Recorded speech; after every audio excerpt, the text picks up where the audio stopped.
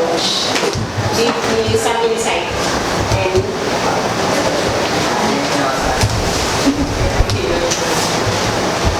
And any idea? Anyway, integrative approach is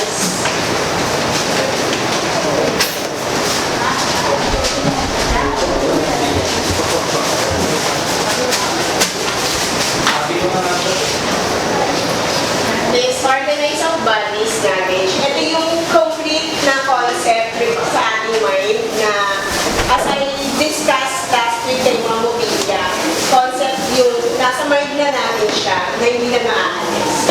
Next, discover information by themselves. Tumutuklas tayo ng informasyon sa ating topic. Self-directed investigation. Ito yung sa sarili mo, nag-iimbestiga ka sa topic na ibibigay sa iyo ng isang teacher.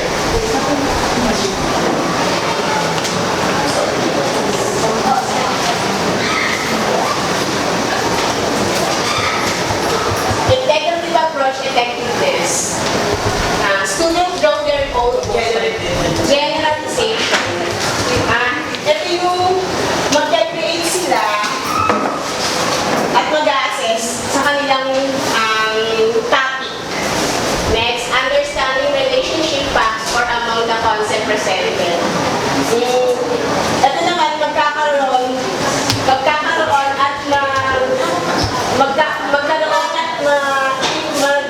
ng malalim na pangunawa sa kanilang topic na i-discuss. They formulate conclusion or solution. Ito yung, as I said, yung conclusion and solution na ibibigay mo sa topic na ibinigay sa iyo. Itong integrative approach, effectiveness, parang based siya sa science, sa experiment.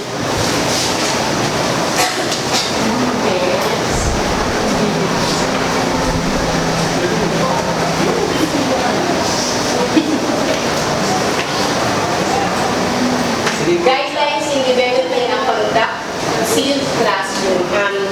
Yung para magkaroon ng isang magandang guidelines sa isang classroom, students should feel free to give conclusion. Dapat merong malawak at meron silang daya na makapagbigay ng conclusion. Students are provided with all information. Dapat mabigyan sila ng kaukulan na informasyon para sa kanilang lesson. Next. Open-ended question will make they hypothesize based on their experience.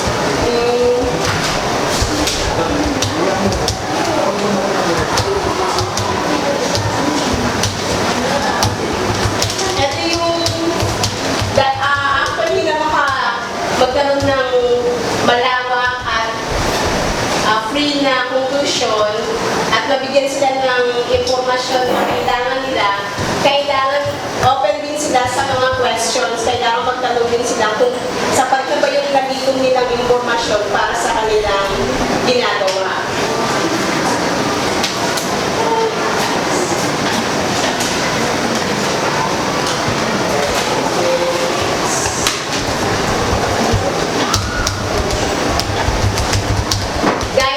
Discovering after conclusion.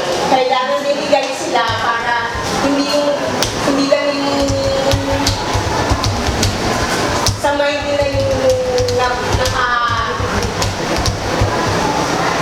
kung ano yung mga nasa isip nila dapat accurate pa rin siya. Igagay din sila ng kanilang teacher para sa ganun, tama yung mga ginagawa. Practice them in categorizing object. So, from there, ika-categorize talaga from the start yung mga from information up to conclusion. Ano na siya, kung baga sa experiment. Kasi ang example dito is sa science, nag-experiment sila. Di ba, yung pinaka-ulit magbibigay tayo ng conclusion pag katapos natin mag-experiment sa science. Any questions? Wala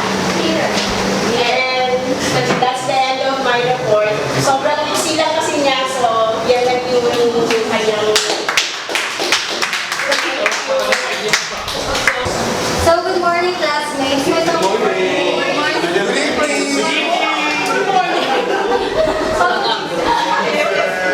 It's using instructional media. So, what comes into your mind when we say instructional media? Anyone? Quiet. Utang ko muna yung price ko ngayon. Yes. Yes. Ay, grabe oh. Using instructional. These are instructional materials used in teaching that uses that uses multimedia tools.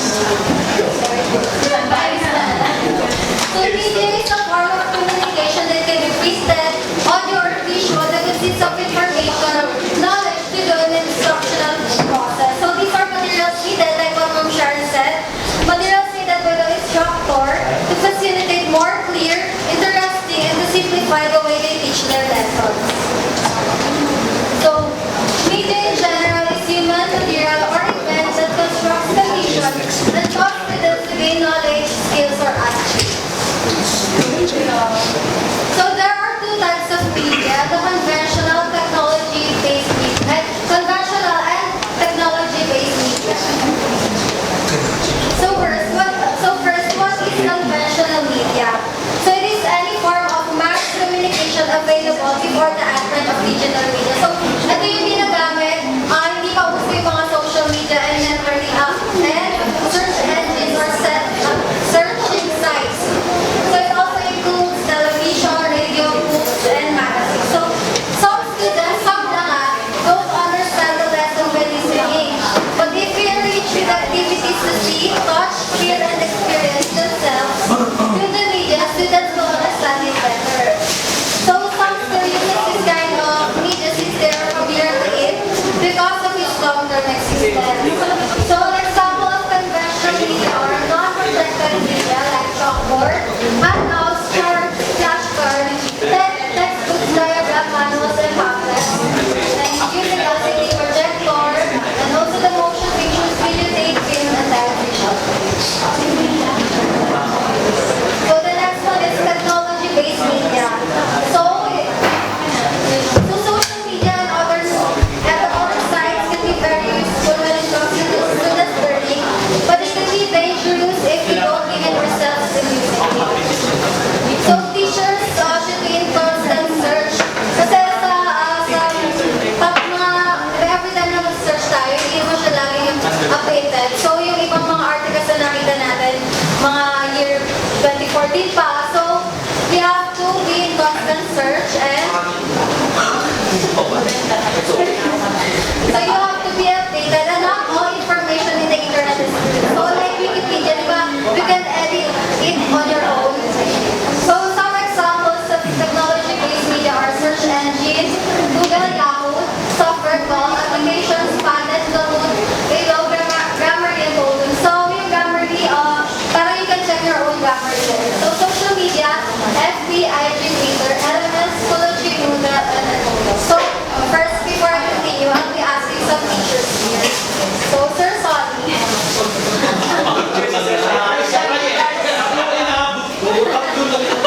So ano mas prefer mo when it comes to teaching your students? The traditional or technology-based media?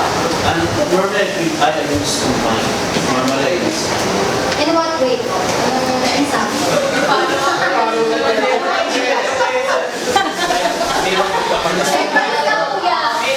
Normally, for delivering first the context of the concept, I normally do it the traditional way. However, when I give the examples now, I make use of video presentation. Sometimes I even make use of actual manipulative special. Say, for example, when I'm teaching molecular geometry, okay, I actually make use of different molecular modeling kits, yung mga biro-biro, may pagsusutan, and then I create molecular models, and then I ask the students to make another one, okay, depending on the type of compound that I use. So I use combined.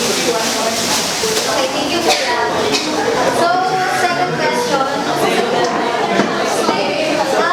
Questions muna para nila, kasi experience nila. So, the teachers here. Ano ba? Ay, si Ate. So, hindi to about sa the way... Pero sa tingin mo, ano mas na-enjoy ng students when you are teaching?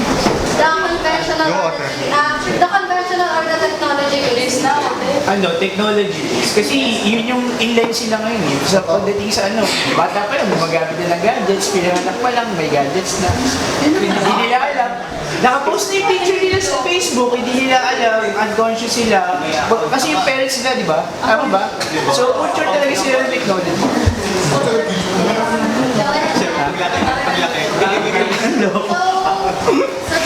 Yung hindi mo na alam yung tama at mali. Kailangan HDMI para magkaroon ng audio. May ano na po din, may mga nakasulat. So, babasa na lang. Wala bang audio yan? Meron tayong HDMI kaya...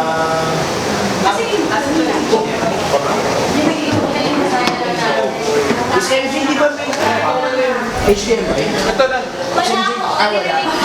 Wala ko meron. Oo, wala ka pa. Wala ka meron. Ay, ako last time lang may wala So, bakit baka na nakalang? Bakit ka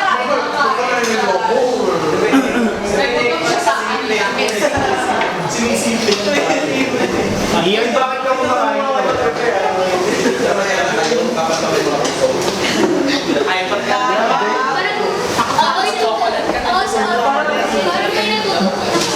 Ay, Paliit yung polo ko ngayon. Saan yung plastic? dito dito.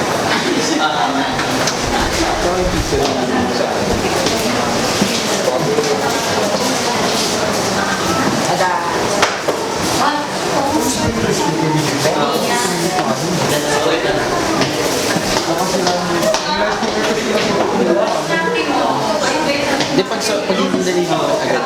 Guys, ang usap na rice cooker, wag nyo tapat yung CPU. Makakatutotong yung CPU ko. Moist.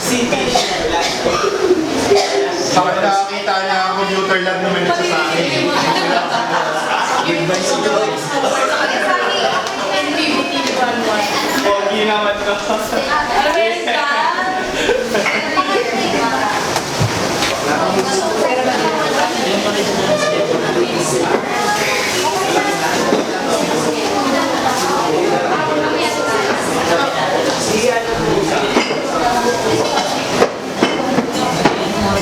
Personally, yung volume ko, sa remote natin.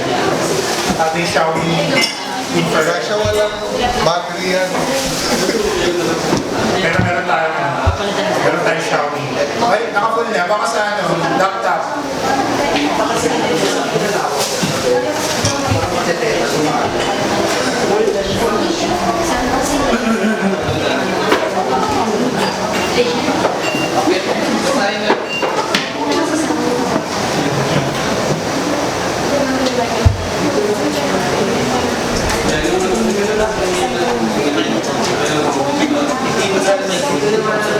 Challenges of technology-based media speech.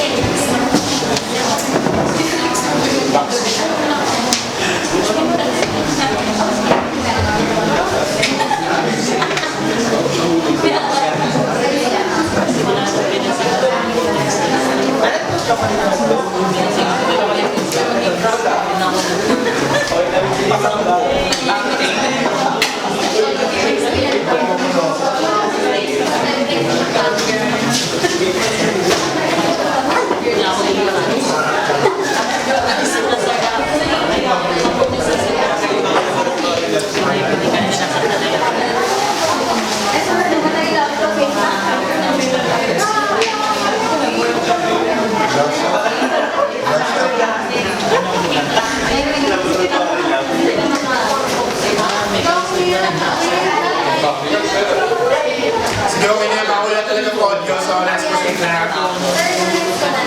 Sige.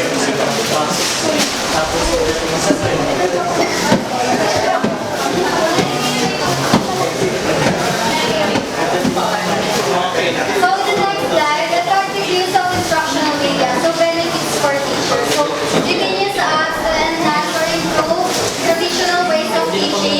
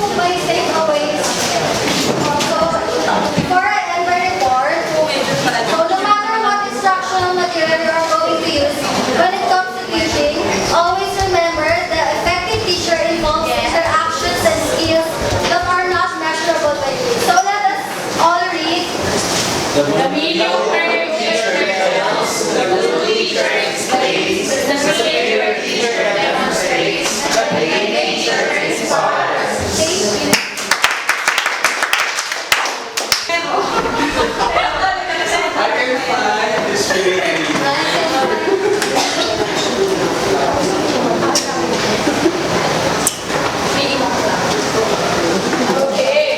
So, good evening, PBT 11.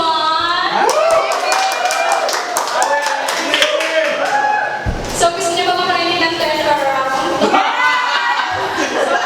Mamaya na yun, guys. So, Wala si Joey. total eclipse score. Pero yun, guys, mamaya na yun. Request nyo, sige kakanta ako mamaya. So, you might be wondering why I have this ABC placards posted here in the blackboard. So, tonight, we will be revisiting our ABCs. So, if I'm not mistaken, when we first entered our school, it is the ABCs that was first taught to us. Meron na bang nauna ang chemical nomenclature, periodic table dito, analogy? Wala. Okay. So, when we first entered primary school, it was the ABCs that was first introduced to us. So tonight, we will just be applying this concept into formulating a good teaching methodology. So, as teachers, we also have our own ABCs. So, first, let's start. For letter A, sinasabi na in order for us to have a good teaching methodology, we should be first accountable with our actions. Dito na lang po. Salamat. Yes, nakakalimutan sa assistant. So, sinasabi lang dito sa accountability that we are accountable for everything that will happen inside the classroom, for the behaviors of our learners. And kung ano man yung mga consequences ng mga activities na ipapagawa natin sa kanila. Then, letter B, we have best practice. So, ano nga ba yung rason kung bakit natin inaaral yung mga iba't ibang theories? Of course, it is for us to apply those, to formulate a best practice. And I want also to incorporate the idea of the eclectic approach. Yung sinasabi ni Sir D na kukunin mo kung ano yung mga best practice para ikaw din makapag-come up sa isang teaching methodology na app doon sa classroom setting mo or doon sa mga discussion or sa lesson per se. And next, letter C, we have classroom discussion. So, ito na yung discuss ni John kanina. So, kailangan, in order for us to build a comprehensive classroom discussion, teacher should be first knowledgeable about the things that she's teaching. And at the same time, dapat hindi siya nag-impose ng learning environment na kung saan nahihiya yung bata na express yung kanyang sarili. So, yun yun. So, in order for us to have a good classroom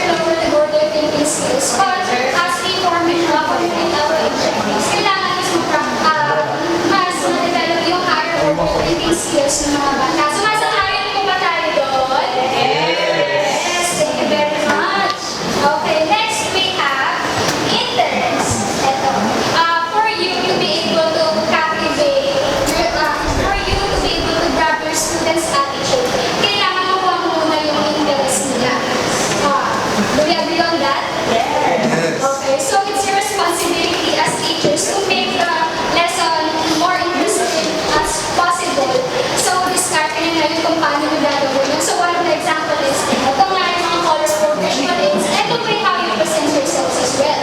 Okay po ba tayo doon? Okay, very good. Next, we have journaling. Okay. So, isa to sa mga activities na pwede nyo ipagawa sa mga estudyante nyo.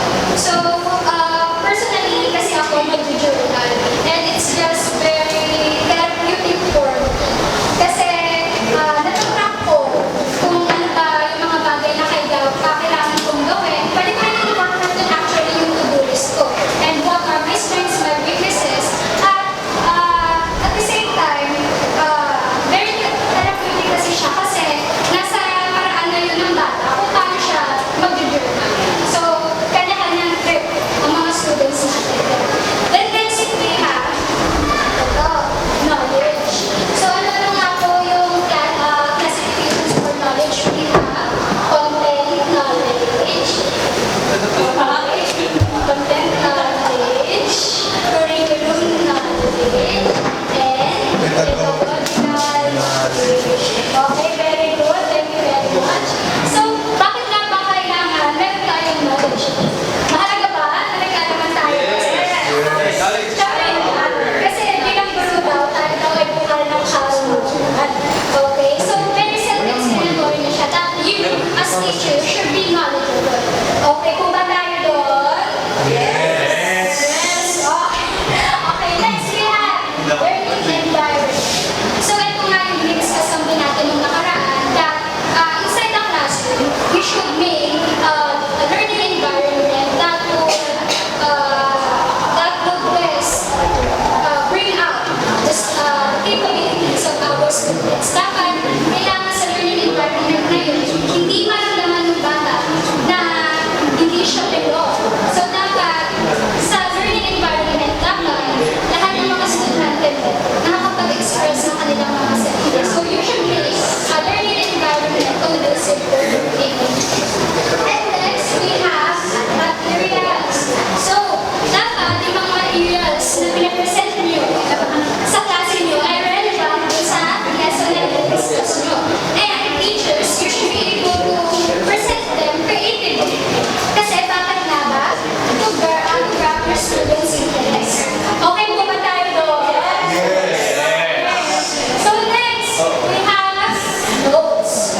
So before you can give your feedback, syempre hindi naman tayo tawag doon, hindi naman natin mag-learn. Let's say, magpapagpapag ng activity. Then, for you to be able to give feedback, syempre kailangan tandaan mo kung ano yung mga pinagagawa ng students mo, their strengths, their weaknesses. And syempre, hindi mo naman ma-memorize lahat. So, importante mag-note-taking kayo. Okay mo ba tayo doon? Okay? Okay, so next we have observation. So, note-taking and observation goes hand in hand. So, as we observe, you should take notes for us to get meaningful feedback.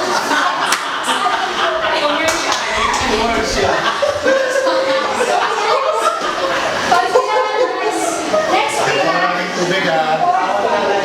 so, sa assessment, pwede natin yun. Sa akin, So, i-discuss yung information. nagtatangan sa mga Yes po. So next, we have use or questions. So dapat, as you go on with your discussion, you should encourage your students to ask questions. Okay, so dapat, kasi it's your way of helping them. Mali ba natin kung hindi naiintindihan si bata. And kapag hindi mo encourage kung tanong niya ng question, most likely, hindi talaga yung magtatanong. So, as teachers, you should encourage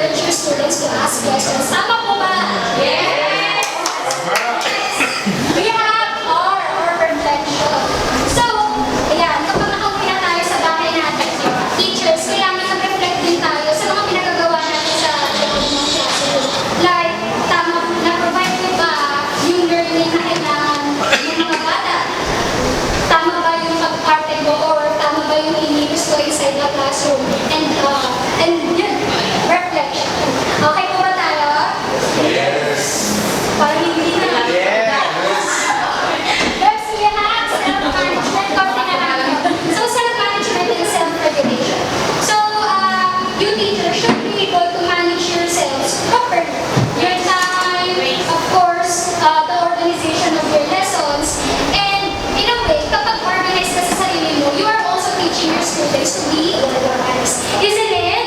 Yes. Yes. Okay. Next, we have teaching. So, eto na, teaching. Okay, paano nga ba? So, before tayo or before we rather enter this course, meron na tayo kanya-kanyang perception or idea kung ano ba ang teaching. So, personally, before I entered PBT, I have this concept of being a teacher. I have this concept of being a teacher similar with being a blacksmith. Bakit? Kasi pag blacksmith or panday. Okay? So, kasi before ka makagawa ng isang matalim na espada, kailangan ilang ulit mo pang papalawin yung espada na yan, ilang beses mo pang babasahin sa tubig, papalawin ulit, bago maging matalim. So, same as being a teacher, ilang beses mo pang pupukuhin yung estudyante mo, hindi mo rin nilala. Okay, pupukuhin ng kaluruan at ng pamamahal yung estudyante mo, para matutos ito. Okay po ba tayo doon? Next, we have understand.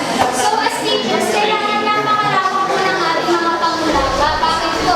Kasi, iba-iba tayo ng mga estudyante. We should, as they say, we should celebrate diversity.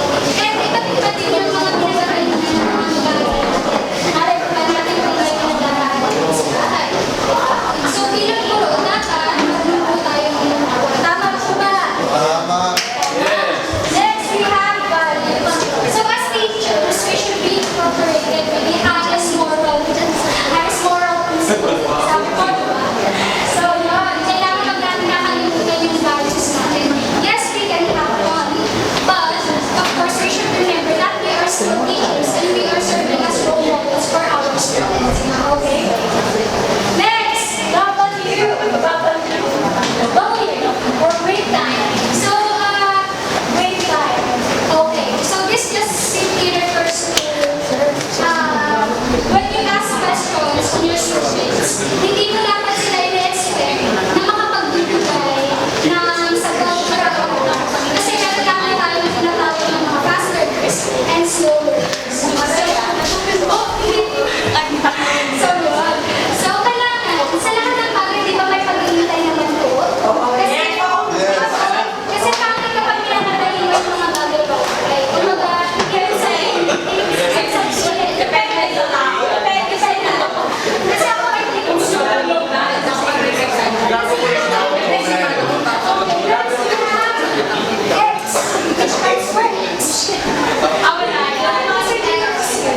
It's just variable. The variable. Anything. That they are people. Remove your X in your teaching. Remove your X in your teaching profession. Removing X in your teaching profession. Removing your X.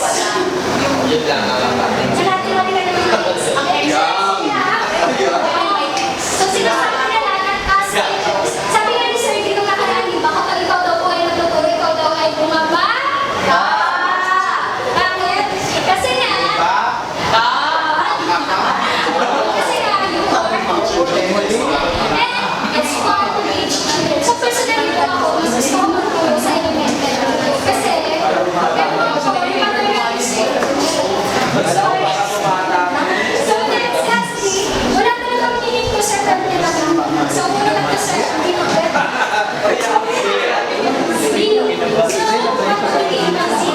So, it is synonymous with passionate. Okay? So, you should be passionate when you are teaching. Kailangan yung tipong kapag dumating ka dito sa classroom, alam na naman sa mga sinahan. Ayan, si Sir Sammy, napaka-passionate niyan. So, ayan, damang-dama or kuwang-kuha ng mga estudyante mo yung nais mo. So, yun lang guys. So, as we go on, with our teaching time here, we will always remember these ABCs of broad teaching methodology. So, okay, thank you.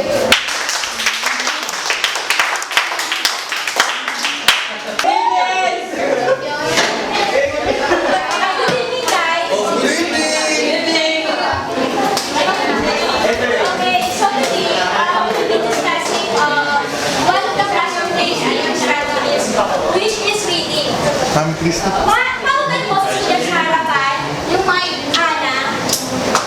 Bravo, hindi. Okay, so according to the rule,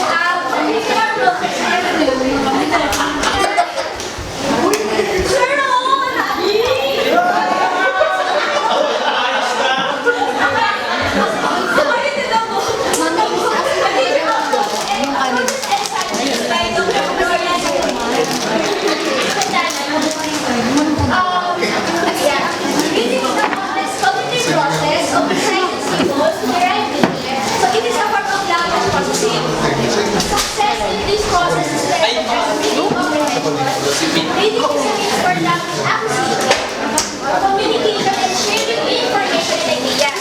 Guys, may question ako. Okay, yes or no lang sa gawin? Yes. Okay, yes. So do you think a non-verbal student can be taught to read? Yes. Isa lang. Isa. Kaya lang. Kaya nga. Hindi nga.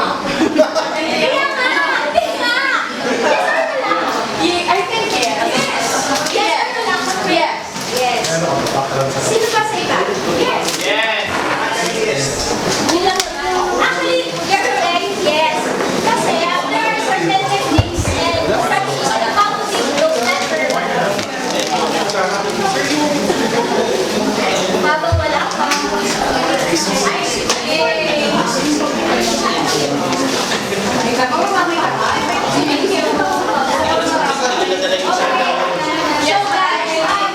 these are clarified procedures and steps to be undertaken.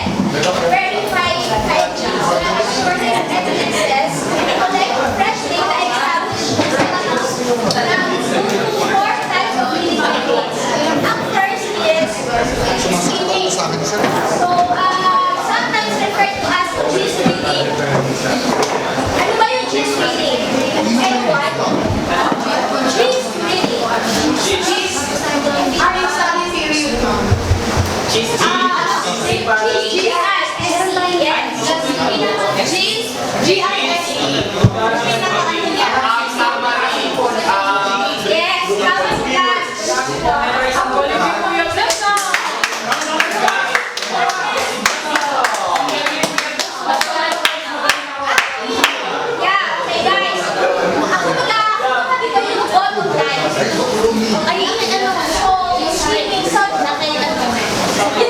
Guys, actually, alam nyo ba na you can reach in the speed of over or even 700 words per minute when you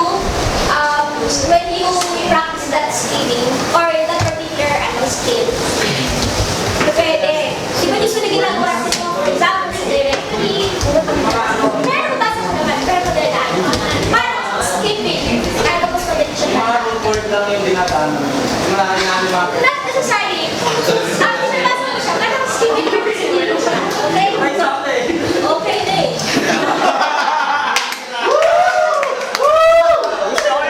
Okay naman. So, however, so, ayun nga, skipping, syempre, yung comprehension is very low, and of course, understanding is very superficial. Okay? Next to this study, alam natin to, ginawa na natin to. Yes. Reviews. Oh, present ba? So, study.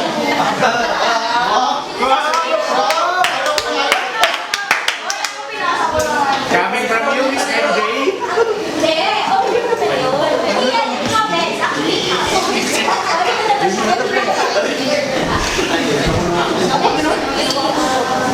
Actually, guys, I forgot something. It's kind of that sometimes students attend to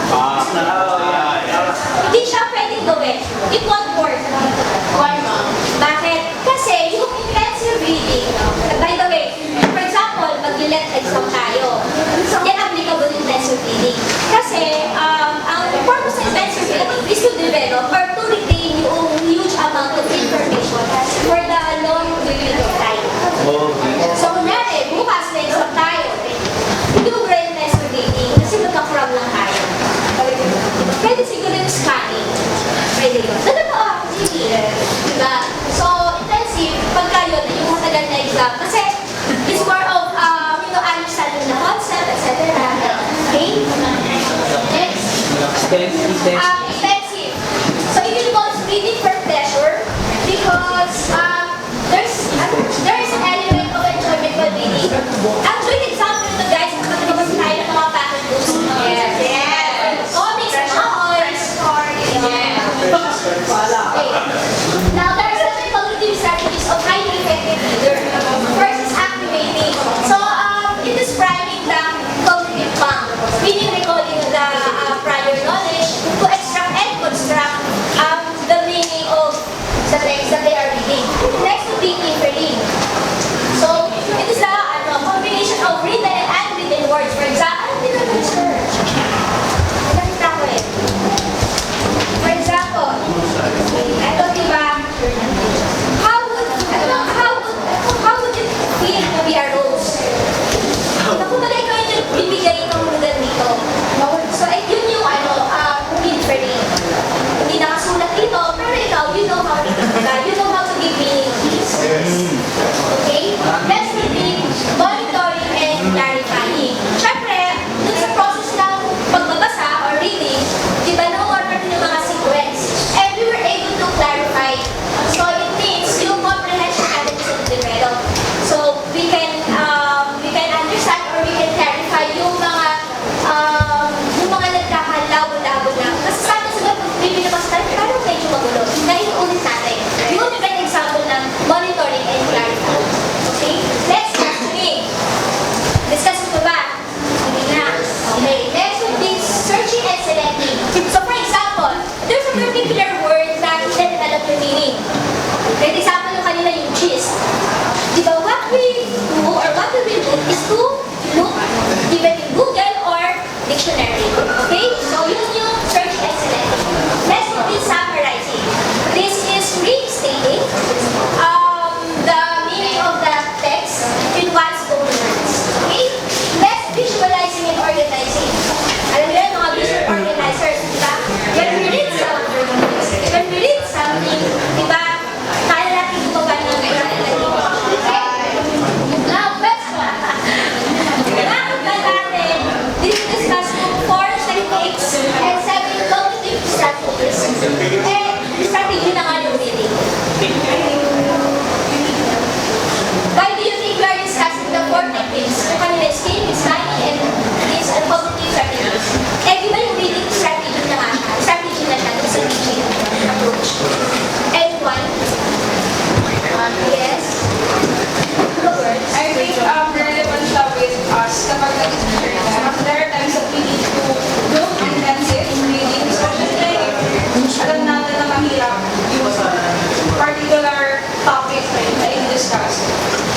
Skimming, we do edit with our lesson plans.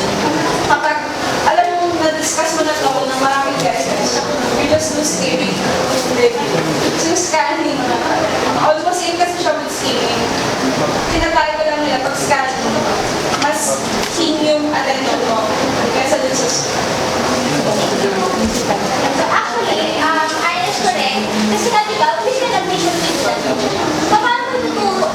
Okay, strategy mo reading. However, diba, as a teacher, we have to teach our students, diba, to properly know that particular task or thing. Kasi, maraming nakakalog sa reading and understanding, etc. Okay? So,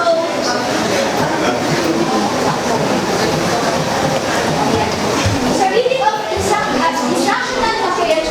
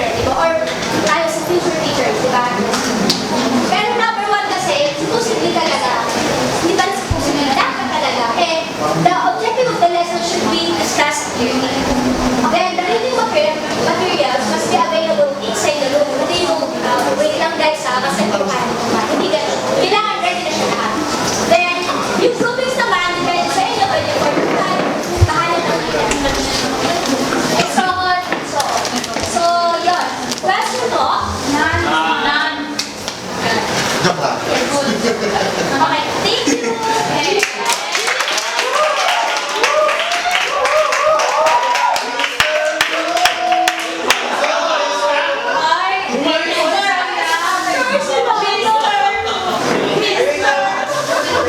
Siyempre po may Mr.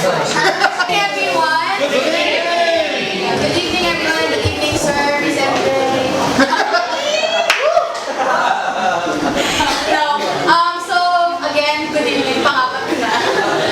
So today I'm going to talk about micro-teaching. So has anyone here been able to critique themselves ever? Has anyone here been able to critique themselves? Not someone else critiquing you, but you yourself. Yes, Miss MJ. Yes, Miss MJ. Actually, ako I usually do that. Pero oo naman. Kasi di ba, hindi naman tayo self-proclaim na you are very good in anything, di ba? So, actually, it's a skill that anyone should learn. Yung Critiquing yourself. Okay, so personally, I like to critique other people and myself. Now, critiquing yourself is actually a very good method, a very good method of improvising better ways of delivering instruction as a teacher. Which is why I think that a lot of us will be able to relate on a personal level on my lesson today. And my lesson for today is all about micro-teaching. Ang micro, ito yung malaki. Okay, so micro-teaching is coined as the most influential innovation in teacher education in the 21st century. This was evolved and implemented in Stanford University back in 1960s. Hindi pa nakapanganak si Sir San.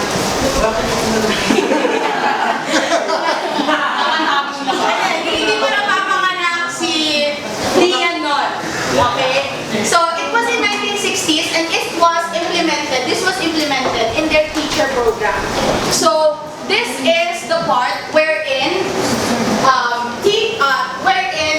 lessons or particular topics will be taught in a controlled setting, in a controlled space. Controlled space with controlled number of people. So basically, this is a very small and concentrated way of training. They use this in order to train teachers and to develop the best techniques in order to deliver the instructions. Now, people might think, so what is the merit of micro-teaching? This is actually for teacher development. This is used for faculty development. Why? Because, like I asked earlier, this is about critiquing. So what happens here is that teachers will be given some instructional materials, they will teach it, and just like what's happening right now, the teacher will record him or herself. After the recording will then be evaluated and watched and evaluated by co-teachers, co-faculty, students, or peers, and then they will see in the delivery of that particular instruction what worked and what did not work. So, in a standpoint of someone who wants to know exactly what is the best way to deliver an instruction, this is a good one. Like for example, in late night shows, because it's comedy, right? What they would do is they would make the audience watch before the live section. They would make the audience watch this particular bits and skits that they have prepared. So they prepared a bunch, okay? Before the live papanood nila yun. Why? The point is to know exactly what bits and what skits will get the people laughing.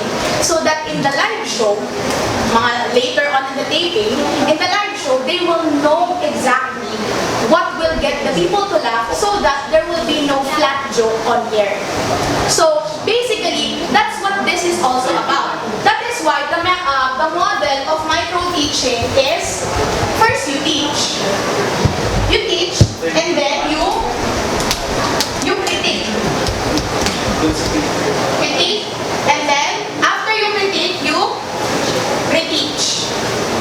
Para kapag tinuro mo ulit yung isang topic, work, what you should do better, and what you should not do in this particular scenario. So that's micro-teaching. It's actually very small of a topic, but its components include, please indulge me a little, I promise this will be very, very quick. First is, the components is the presentation of theory. When we say component, this is a small entity that is part of a bigger concept that is micro, micro, but still a big concept of developing teacher skills. First is the presentation of theory, presentation of whatever topic, the general story there, the explanation of the general theory. The second component is the modeling. In the modeling, you the teacher, will portray or demonstrate in front of the trainees or the students exactly what you want to be developed. Okay, what you want to manifest. And then the third one is planning. A very self-explanatory word, but basically what planning is about, the component of basically this whole thing is a huge, parang sobrang extra planning system. Right? So that hindi ka mag-flunk sa mga, kung mag-flunk ka man once, hindi mauulit sa mga susunod mong lessons. And then, the last one is, performance. Performance is about exhibition. You portray you don't just demonstrate in order to model.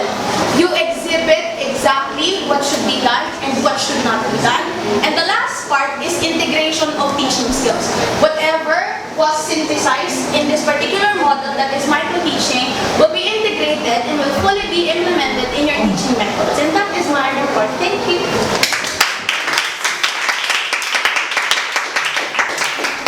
Akala ko micro-eating. Gugutom na ako. Bye, hi!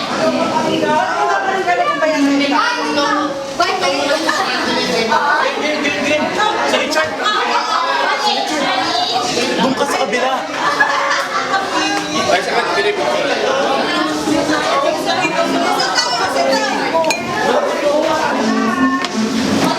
Guys, simpat nila.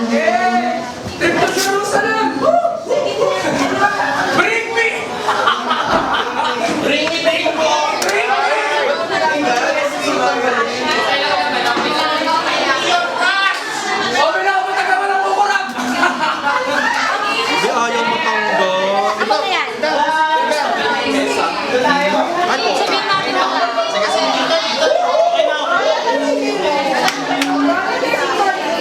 Yes, kain na tayo! Ang Kristi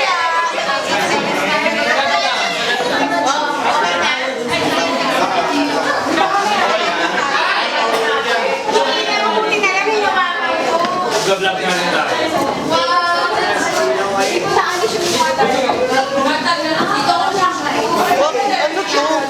Ay! Wala to! Wala to!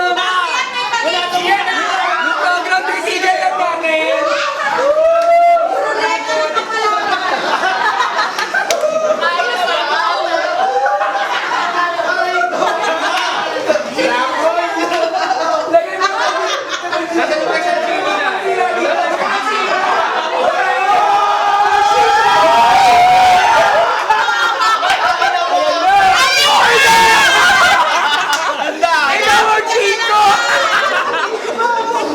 Okay, ulitin po natin. Yung graffiter. Ana, mag-meet up eh. Ronald! Sige guys, let's pray.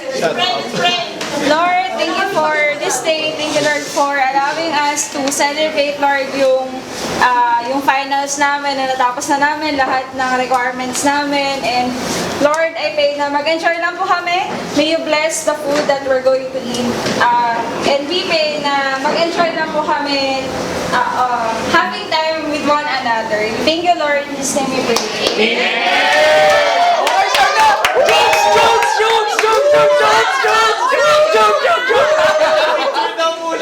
Selfie muna yan! O, diyan kayo dito kami! Hatiin na besa! Ganun, di ba? Kasi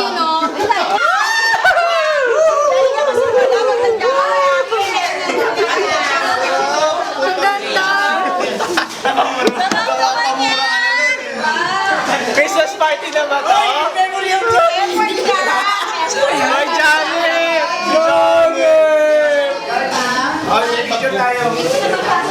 Sino to? Wow! Tayo yan. Ito ba yan? Well, I don't see myself. Where am I? Ayan o! Jessica So! Kasi nakabiyak kami siya, wala akong mapili. Ayan o! Nakadiyak ka po kasi. You guys! Lahat po meron. Hoy, nag-search pa si ano? Nag-search si Eugene ng dahil dyan. Ano na ganun yung mahanap?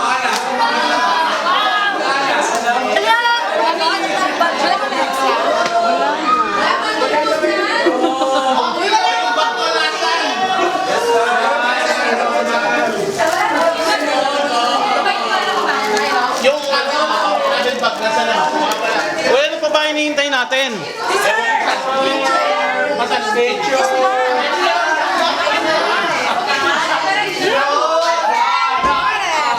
Mami, nahuli kita, nakatulog na. Okay, so before we're going to proceed with my topic, so actually, one of the perks dun sa game natin before that we won is that I get to choose any topic that I want. So, so basically, all of us already know the theories and foundation of education, principles of teaching. We're able to know all the philosophers, psychologists that are particularly related in teaching or in education. For other subjects, we were able to know or watch different types of videos about 21st century education, 21st century learning. We were able to also, in this semester, we were also able to observe different classes, different teachers, part of our field study 1 and field study 2. And some of our topics that we were able to do is what should be an education, or what is the ideal education for us. And we also, all of us, meron tayong mga idea of what could be the education for our children, what should be the right education for our society, for our nation, for our country. But it is also imperative or important to know what are the goals of our country, or what is the vision of our government with our education. So we call it good quality education now, and it is a report from NEDA, and the Philippines, they have a sustainable development goal, we call it SDG, and part of their sustainable development goal is quality education. So ito yung mga SDGs natin. So we just have to scan them. Sustainable development goals of the Philippines is no poverty, no hunger, good health, quality education, gender equality, clean water and sanitation, clean energy, good jobs and economic growth, innovation and infrastructure, reduce inequality, sustainable cities and communities, responsible consumption, protect the planet, life below water, life on land, peace and justice, partnerships for the goals. So we're only going to discuss the SDG number 4, which is the quality education. So the SDG, their vision is Education 2030.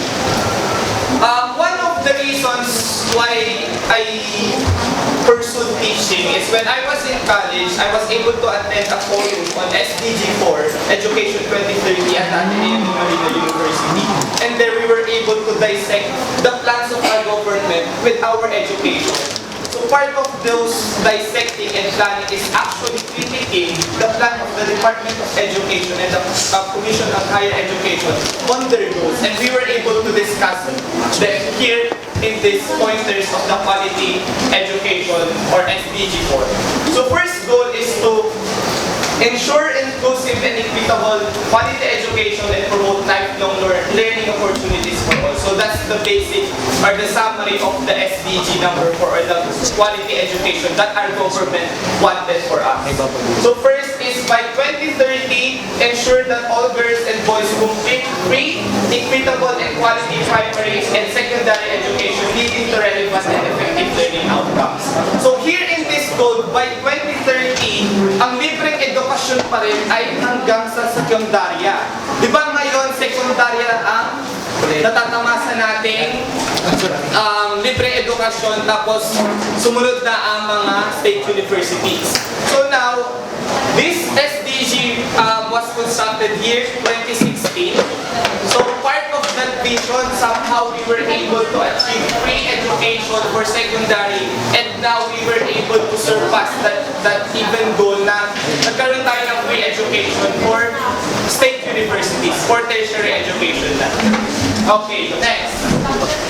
By 2030, all girls and boys have access to quality early childhood development, care and pre-primary education so that they are ready for primary education.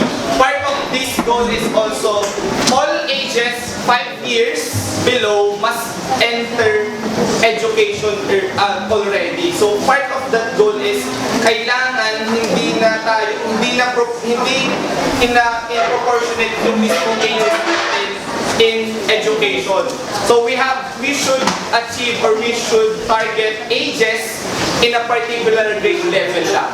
Okay, di ba meron kasi tayong nababalitaan na 60 years old pa lang, nasa elementary or nasa 60 years old na pero nasa high school pa lang or nasa elementary pa lang. For SDG or Education 2030, the government's goal is we have to reduce that age or that situation. Okay? Next.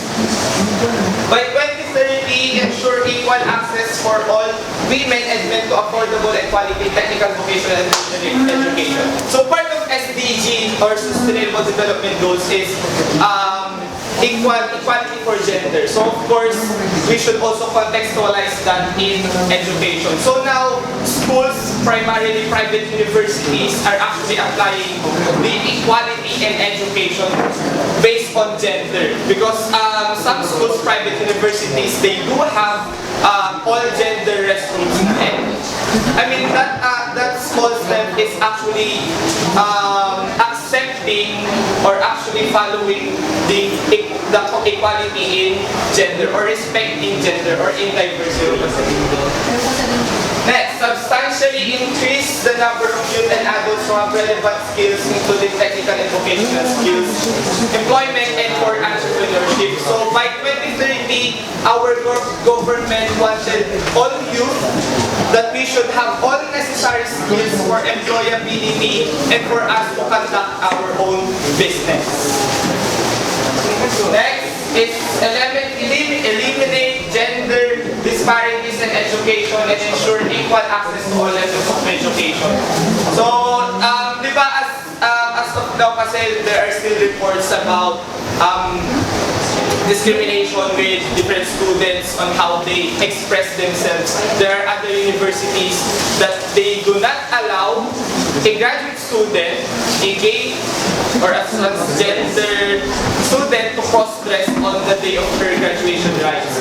So there are still schools who do not follow what is the vision of our government with respect with quality education, specifically with gender respect or inclusivity and diversity. However, we could not blame those schools if they still have that particular policy or rules and regulations. But still, happily, there are other schools and universities that they do accept how these students express themselves. Next, ensure that all youth and substantial proportion of adults, both men and women, achieve literacy and numeracy. So part of our goal, or one of the indicators that our youth or we are educated is we know how to read and write and count. So still kasi masyadong mababa pa yung literacy rate. I mean, mababa yung numeracy rate natin. However, we, Philippines, has one of the highest literacy rate here in the world. Actually, before we were number 1 in literacy rate, second with India, but now India na ulit kasi number 1 with literacy rate. And I think it's still a good indicator that we have a high literacy rate. However, one of the challenges kasi of the employers of the different companies, they explain that other schools or other universities produce college graduates that do not actually know how to construct a full English sentence or a full sentence in English. So that's actually a problem. But of course, with the initiative of our government and other initiative of private universities, they do have their own plans for this, to target this kind of indicators.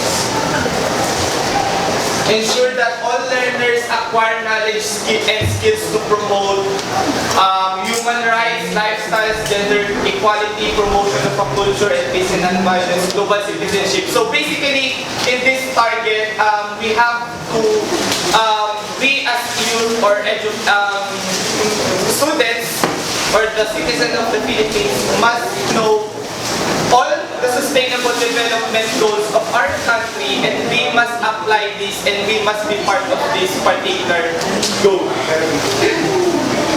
Build and upgrade education facilities that are child, disability, and gender sensitive and provide safe, non-violent, inclusive, and effective learning environments for all. So in this target, we should have or we should create schools, universities that are also friendly for those who are disabled persons. So that's one of our goals, and other universities, they do conduct that or meron na talaga silang ganyan, but still challenge for public schools to provide this kind of instruments and this kind of environment, learning environment for them because of budget constraints. Next is increase the supply of qualified teachers. Now, one of the problems of our country face today is the lack of teachers. So, dapat by 2030 daw, meron na tayong enough teachers for our education. Okay, so that's the last target for the Sustainable Development Goal for quality education. The reason why I discussed this is that we as future educators, we should realize how important is our profession is, and we should be part of the Sustainable Development Goals that our government want to implement or want to achieve by 2030. However, there are problems, yes, and we still have corruptions or sometimes we misalign our priorities, but still we have to, be part of this plan, a great vision of our government for to achieve the quality education for the year 2030. Ayun lang po.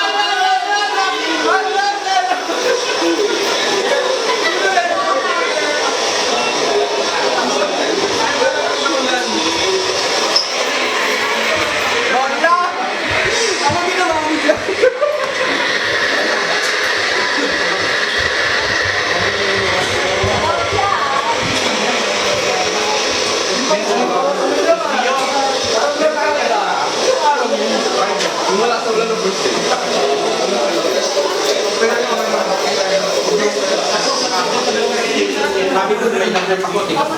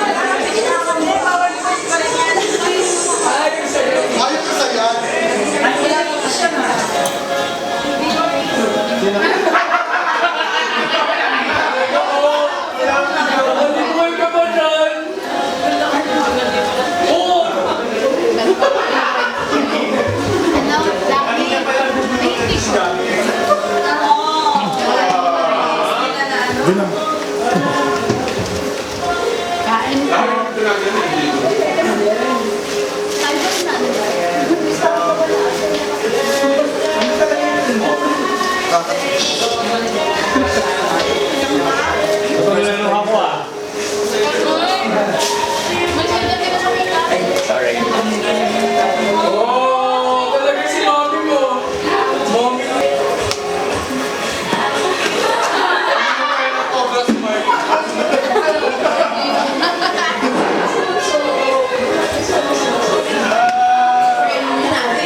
Hot ka, hindi yung naka-filter. Hindi naman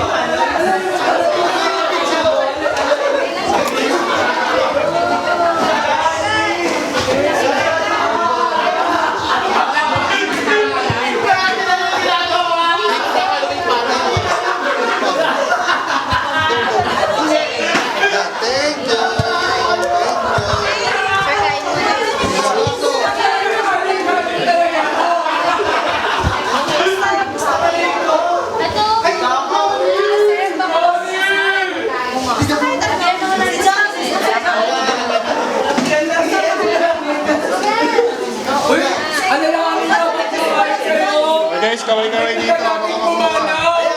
Si Johnny!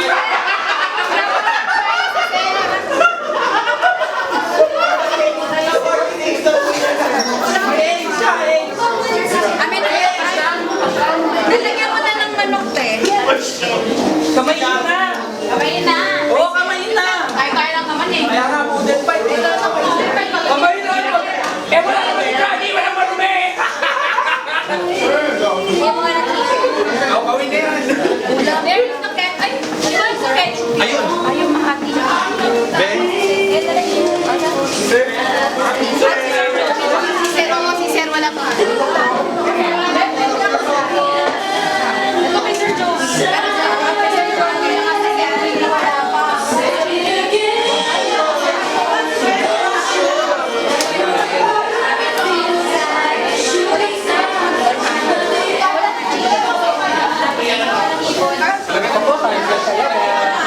Napansin niyo naman last? Kami lang talaga. Wala akong pakialam sa ulan.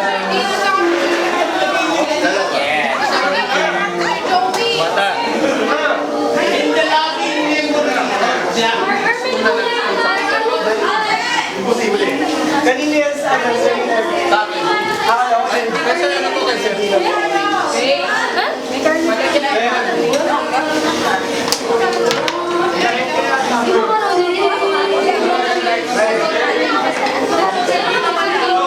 Bigyan nyo na lang yung lapit memory.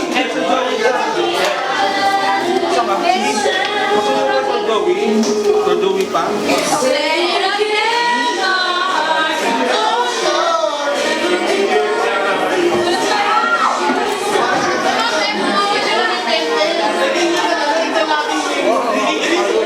Hoy, sila natin nila! Habang kumakain mo tayo, magkakaroon mo tayo ng tribute kay Johnny. Ikaw tayo sa magsalita. Talaga sa... Hoy, Unity! Sino mag-Unity? Hoy, si Seth Joey! Sino mag-Unity? Alam po naman sila makakagin ko. Johnny, kung nasa ka man, naalala ka namin. Johnny, kung nasa ka, hindi ka maragiging. Ano na? Hindi ka maragiging ng sama. Johnny, kung nasa ka man, bayad ka ng utang mo.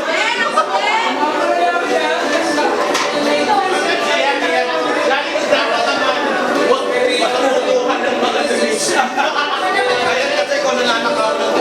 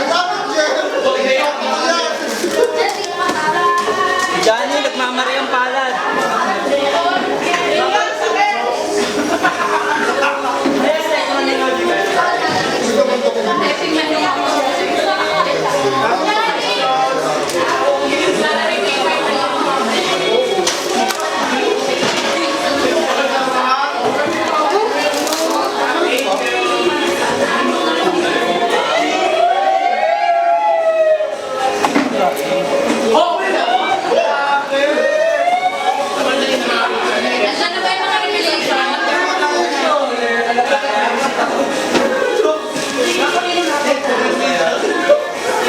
Wala naman eh.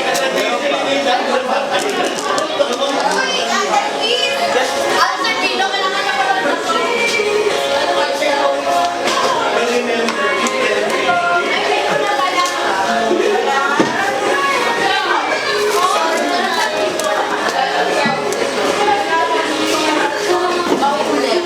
Ayaw mo ba naman po?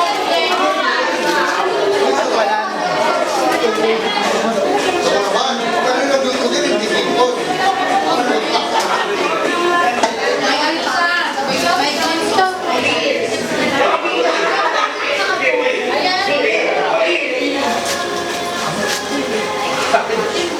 Eduardo?